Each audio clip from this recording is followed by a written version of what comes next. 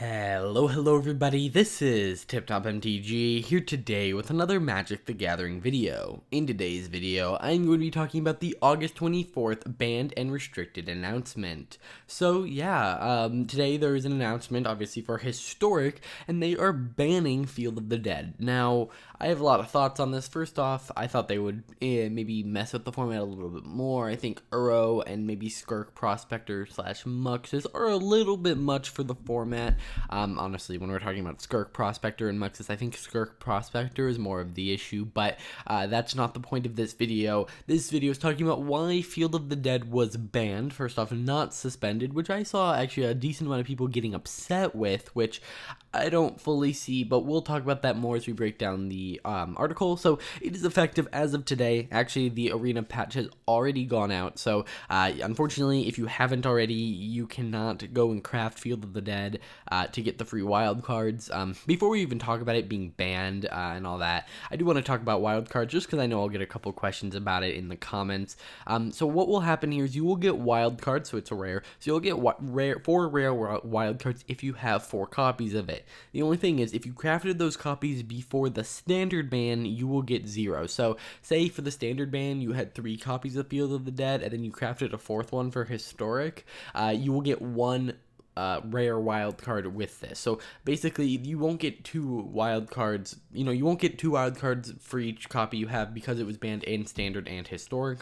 Also, generally we don't get wild cards for cards that are suspended, but we do get them for cards that are banned, so keep that in mind. Alright, Historic. Field of the Dead has been a powerful force in Historic for much of the format's life. While its overall win rate is rarely at the top, its matchups are extremely polarized. In particular, its high win rate against slower decks has made the format as a whole lean more towards aggressive strategies, and this is very true. With cards like Our Promise being introduced in Amonkhet Remastered, it has become a very powerful and consistent deck that I think is just too much for Historic, and it was too much for Pioneer, which goes even further and is more powerful than Historic in many ways. And yeah, so it goes, it is more powerful, and Field of the Dead was banned in Pioneer. Now, for those of you who don't know, Field of the Dead was actually suspended a while back and then brought back into the format with a bunch of land destruction also being introduced in Historic Anthology 2.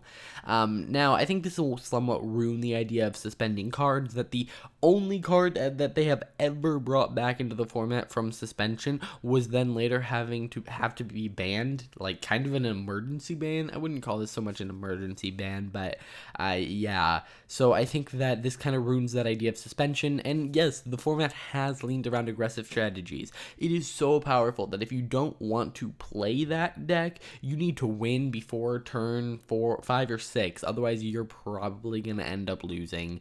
And if we talk about best of 3, they just have so many answers. Why don't we keep reading what they have to say? This effect scales with the ubiquity of Field of the Dead decks, and recent sets have given the deck several powerful additions, including Cultivate, Explore, and most recently, Our Promise. Now, I'm also sure there are some other hidden reasons here. For instance, Zendikar Rising is coming out just around the corner, and I would not be surprised if there are a bunch of landfall cards that tutor lands, cards that do lots of things with lands, and having a lands matter deck already as a degenerate deck in Historic is probably not a great way to go into Zendikar.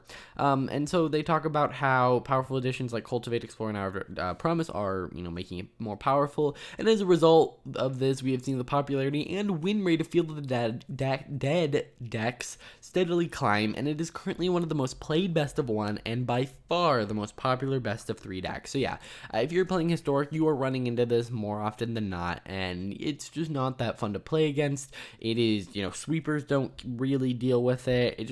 There's lots of issues with it. I mean, there are some cards that just utterly hose it, but it's not, the meta should not be that warped around this one deck, and I think Field of the Dead was a mistake. I mean, make that an enchantment, fine, but just the fact that it's a land makes it so hard to interact with. But yeah, having watched the progress of this deck closely, we feel that this trend is unlikely to change. We also feel that Field of the Dead is unlikely to be a healthier part of the format anytime soon, so suspension is the wrong approach. In order to bring a greater diversity to the Historic meta, Field of the Dead is banned. Okay, so yeah, we kind of get it. Field of the Dead was too powerful. Some new cards made it way too powerful, and it was dominant and forced the metagame to go towards aggressive strategies. But why didn't they ban anything else? And actually, you know what? Because Historic can do announcements. If they wanted to, they could do an announcement every Monday. I think it actually makes sense to only ban one thing now. If Field of the Dead has been so influential to the Historic meta that I would not be surprised if this one card being banned changes it.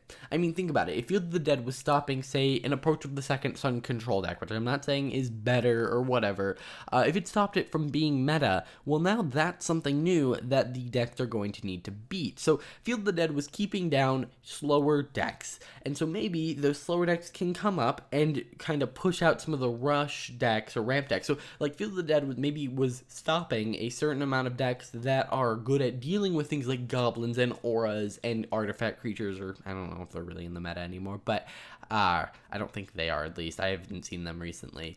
They were pushed, decks that can beat those really easily were being pushed down by Field of the Dead. So I think being able to maybe look at the meta a little bit after this is probably a good idea before going and banning something, because for all we know, there was some deck that's perfect against goblins and kind of reduces their win rate a ton that Field of the Dead was stopping.